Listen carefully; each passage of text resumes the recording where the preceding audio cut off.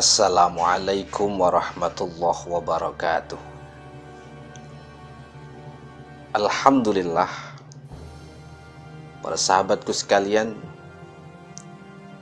kita tetap di segmen kajian kisah Nabi dan Rasul yang masih menceritakan kisah Nabi Ibrahim alaihissalam full atau lengkap. Dan kali ini sudah melangkah di episode keempat berjudul Peristiwa di saat para kaum Raja Namrud sedang pesta perayaan. Dan juga kami ucapkan terima kasih kepada para sahabat yang setia mendukung atau mensubscribe channel ini. Semoga Allah Subhanahu wa Ta'ala memudahkan jalan kita dalam menaungi luasnya samudra kehidupan guna mencapai ridhonya. Amin amin ya rabbal alamin wa ya mujibas sa'ilin.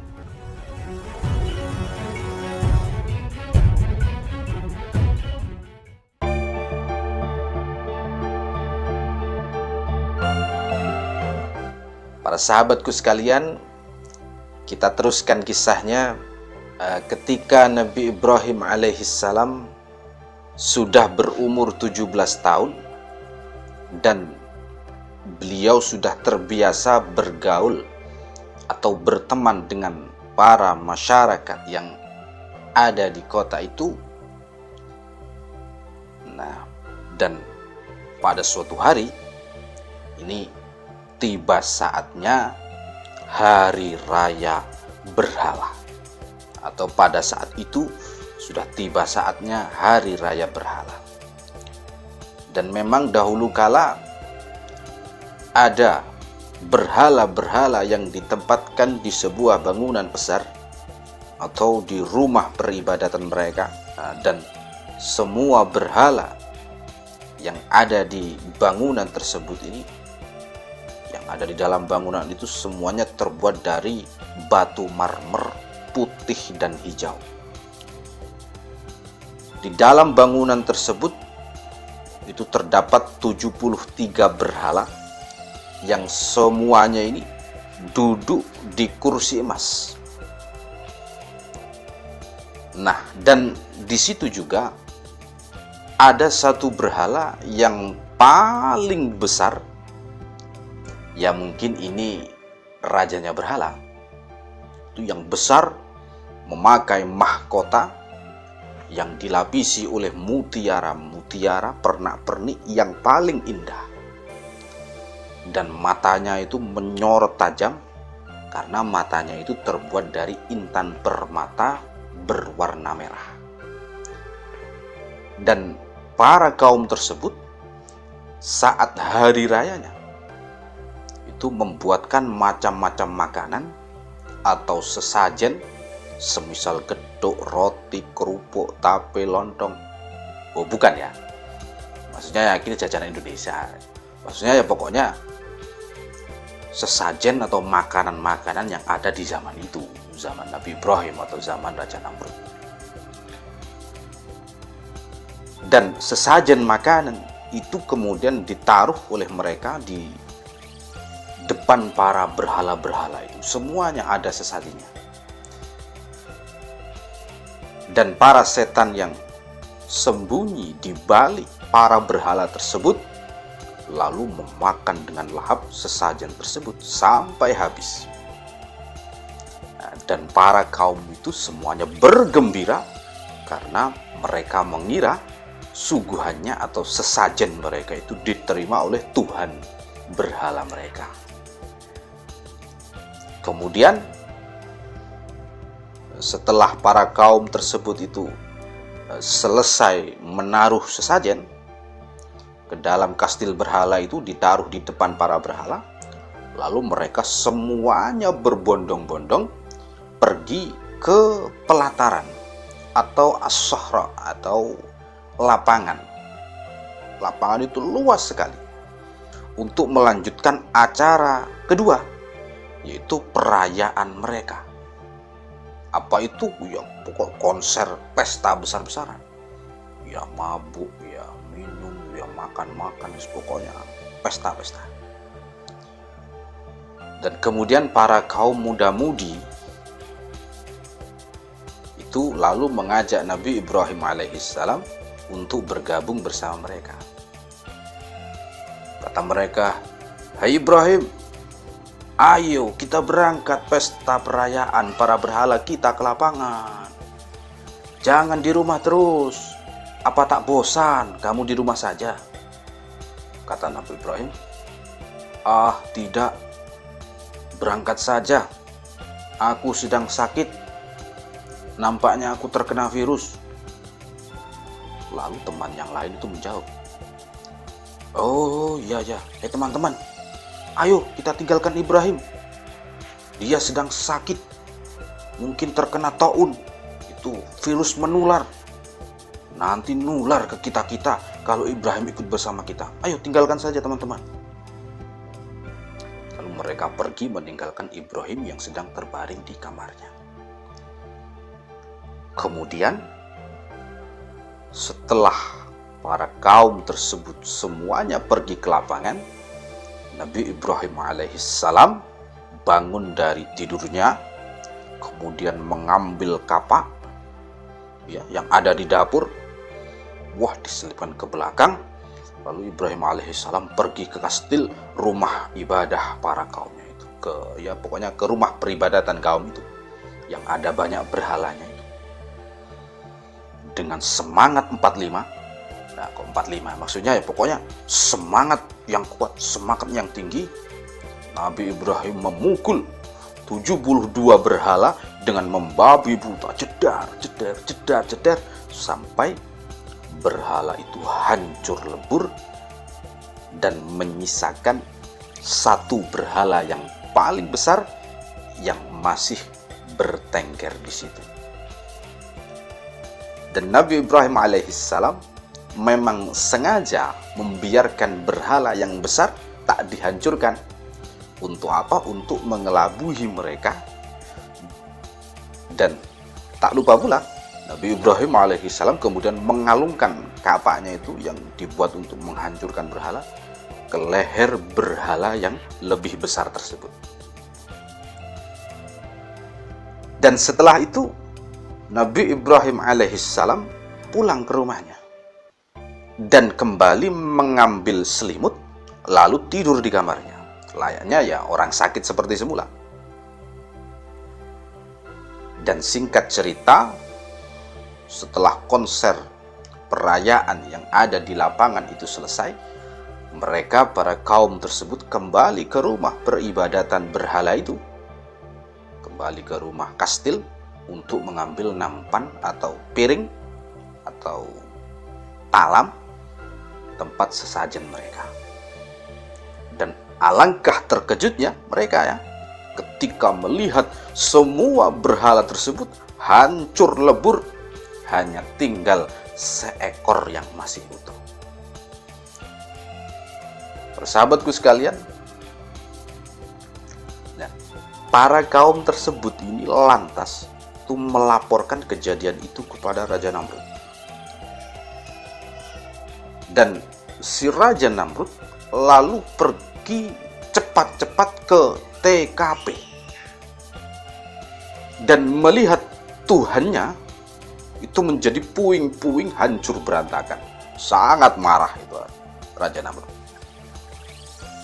Dan para kaum itu kemudian lantas bertanya kepada yang lain, seperti yang disebutkan di dalam firman Allah Subhanahu wa taala di dalam surah Al-Anbiya ayat 59 dan seterusnya. Qalu man fa'ala hadza bi alihatina innahu laminaz zalimin. Mereka berkata, para kaum, siapakah yang melakukan perbuatan ini terhadap Tuhan-Tuhan kami? Masa Tuhan kami dihancurkan? Kami nyembah apa kalau begitu? Mungkin perasaannya begitu. Sungguh dia termasuk orang-orang yang zalim. Qalu sami'na fatan yadhkuruhum yuqalu lahu Ibrahim. Mereka yang lain berkata, kami mendengar ada seorang pemuda yang suka mencela, yang terbiasa menghina, menertawakan berhala-berhala ini. Namanya Ibrahim. Wah, pasti dia ini. Qalu fa'tu bihi ala a'yunin nas la'allahum yashhadun. Mereka berkata, kalau demikian, bawalah dia kemari dengan diperlihatkan kepada orang banyak, agar mereka menyaksikan bahwa Ibrahim pelakunya. Nah, setelah itu, kemudian Nabi Ibrahim alaihissalam ditangkap dan dibawa ke hadapan Raja Namrud dan kaumnya.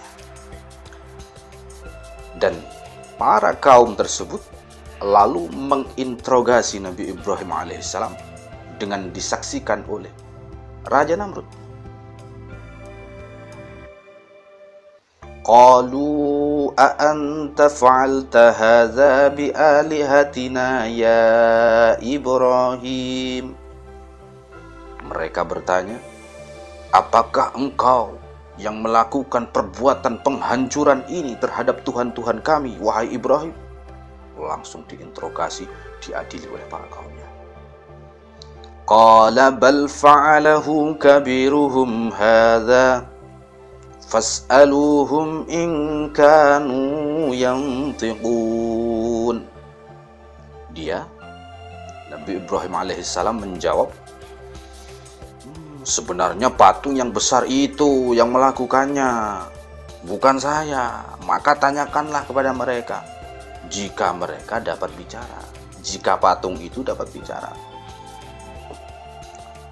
Para sahabatku sekalian, para sahabat yang aku cintai semuanya, dalam tafsirnya Imam At-Tabari mengatakan, kabar atau riwayat dari Rasulullah Sallallahu Alaihi Wasallam itu bersabda, sesungguhnya Ibrahim alaihissalam ini tidak pernah berbohong selama hidupnya kecuali dalam 3 hal.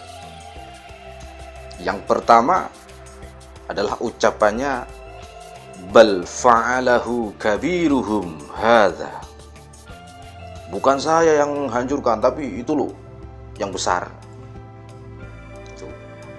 Terus yang kedua, ketika mengatakan ini sakim, wahai teman-teman kalian berangkatlah, saya sedang sakit. Dan yang ketiga, saat mengatakan di hadapan raja maniak wanita, raja kejam, bahwa Sarah adalah saudara saya. Padahal itu istrinya, mengatakan di hadapan raja maniak untuk menyelamatkan istrinya Sarah. Karena ceritanya raja itu tukang suka mengambil istri orang. Kita teruskan para sahabatku sekalian, dan tidak mustahil bahwa 3 kebohongan Nabi Ibrahim alaihissalam itu sudah diizinkan oleh Allah Subhanahu wa taala karena beliau kekasihnya.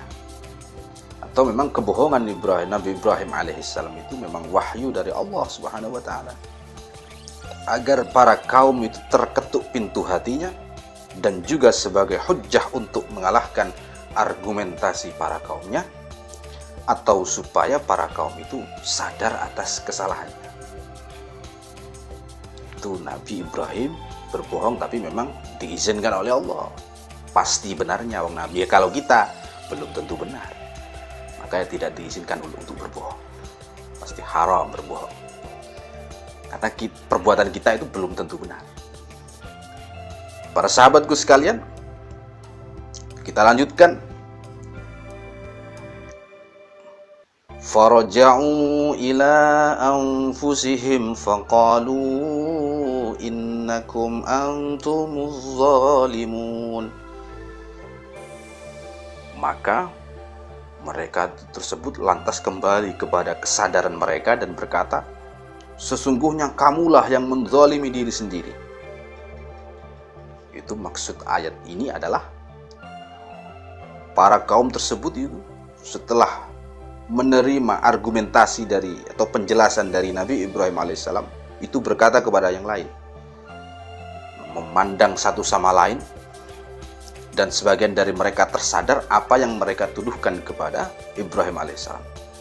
Dan mereka berkata kepada yang lainnya, "Hai kalian semua, kalian ini telah berbuat zalim kepada pemuda ini Ibrahim dengan menuduh dia yang melakukan perbuatan ini. Dan kayaknya benar apa kata pemuda ini. Kenapa tak kita tanyakan sendiri kepada para berhala yang lebih besar? Barangkali dia bisa menjawabnya." Itu argumentasi para kaumnya. Dan setelah para kaum tersebut itu dikalahkan oleh argumentasi atau penjelasan Nabi Ibrahim alaihissalam, lalu mereka berkata seperti firman Allah Subhanahu wa taala di ayat seterusnya, "Summa nukisu ala ru'usihim laqad alimta ma haula'i yantikun." Kemudian mereka menundukkan kepala, agaknya malu, lalu berkata, "Wahai engkau Ibrahim, engkau pasti tahu bahwa berhala-berhala itu tidak dapat berbicara." Nah, dengan pancingan seperti itu, qala afata'buduna min dunillahi ma la yanfa'ukum syai'a wa la yadurrukum. Dia Ibrahim berkata, "Mengapa kamu menyembah selain Allah sesuatu yang tidak dapat memberi manfaat sedikit pun dan tidak pula mendatangkan mudarat kepada kalian semua? Uffil lakum wa lima ta'buduna min dunillah afala ta'qilun." Celaka kalian, hina kalian, dan juga berhala kalian, semuanya bakal celaka. Apa yang kalian sembah selain Allah, tidakkah kalian mengerti? Berhala-berhala ini tidak bisa menolak bahaya dari diri kalian saat kalian tertimpa musibah, saat kalian diazab. Wong dia nggak bisa ngomong, nggak bisa mendengar, hanya batu kok kalian malah menyembahnya. Wah, mendengar Nabi Ibrahim itu berbicara, para kaum itu yang lain, para kaum yang lain, termasuk juga ya Raja Namrud, yang memang sebelumnya itu memang mempunyai kebencian dan dendam kepada Ibrahim alaihissalam, lalu berkata, "Tak salah lagi, pasti Ibrahim ini pelakunya. Kita bakar dia. Setuju?" Yang lain menjawab, setuju, bakar. Oh iya, bakar. Sudah mengaku dia itu, secara tak langsung sudah mengaku, bakar. Seperti firman Allah Subhanahu wa taala di dalam surah Al-Anbiya ayat 68, "Qalu harriquhu wansuru alihatakum in kuntum fa'ilin." Mereka berkata, "Bakarlah dia dan tolonglah, bantulah Tuhan-Tuhan kalian. Kita balas dendam untuk Tuhan-Tuhan kalian jika kamu benar-benar hendak berbuat." Para sahabatku sekalian, dan bagaimana kisah selanjutnya? Sampai berjumpa lagi di episode yang akan datang. Wallahu a'lamu bissawab. Wassalamualaikum warahmatullahi wabarakatuh.